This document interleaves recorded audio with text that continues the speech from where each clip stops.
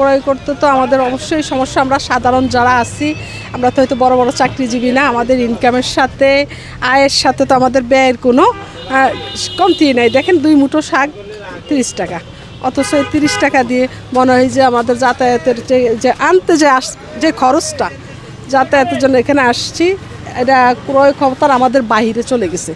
আমরা সাধারণ আমাদের ইনকাম দৈনিক আয় যা তার চেয়ে বেশি আমাদের খরচ।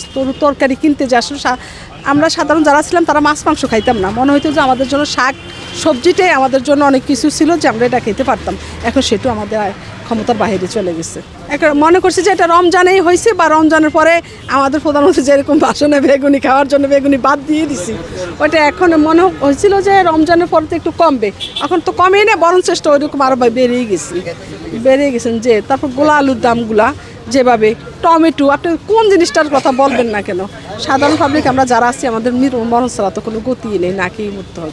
এটা মনিটরিং করার আছে আমাদের সরকারের উচিত, যারা দায়িত্বে আছেন বড় বড় এমপি মন্ত্রীরা, তারা তো বিষয়গুলো দেখা, যারা মনিটরিং, আপনি দেখেন না কোনো মনিটরিং নেই, আপনি ঘুরে ঘুরে দেখবেন যে কোথাও কেউ কারো কাছে দায়বদ্ধতা নাই, কোনো প্রশ্নের সম্মুখীন নাই, কোনো দায়বদ্ধতা নেই। আপনি এর কাছে আসবেন, এ বলবে যে ওখান থেকে আমাদের দাম বেশি, ওখানে যাবেন ওখান থেকে ওনারা বলবে যে ওখানে বেশি। দেখবেন যে বড় হাত পর্যন্ত যেখানে যাবেন সিন্ডিকেট ওই বড় বড় হাত পর্যন্তই চলে যাবে আর কি, এছাড়া তার কিছু নেই। আমি বলবো যে এটা সরকারকে আসলেই এটার জন্য একদম নজরদারি করা উচিত।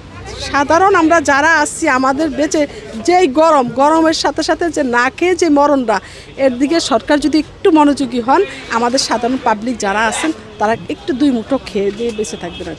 সাধারণ আমরা রেবু দেখছি যে আপনার 20 টাকা, যেটা আমার দেশের, আমি কিন্তু ঢাকার স্থায়ী না, আমি ভোলা জেলার ডক্টর দেখানোর জন্য এখানে আসা, এখানে এসে তো আমরা বাকিটা পাগল হয়ে গেছি।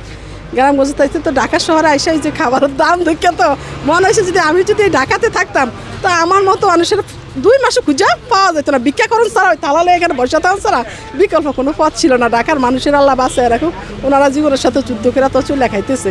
ওই আমি ভোলা জেলার চরপেশন থানার জ্যাকববাইয়ের এলাকার যা আছি আলহামদুলিল্লাহ ভালো আছি। এখানে থাকলে আমার ভিক্ষাকরণ ছাড়া কোনো গতি ছিল না।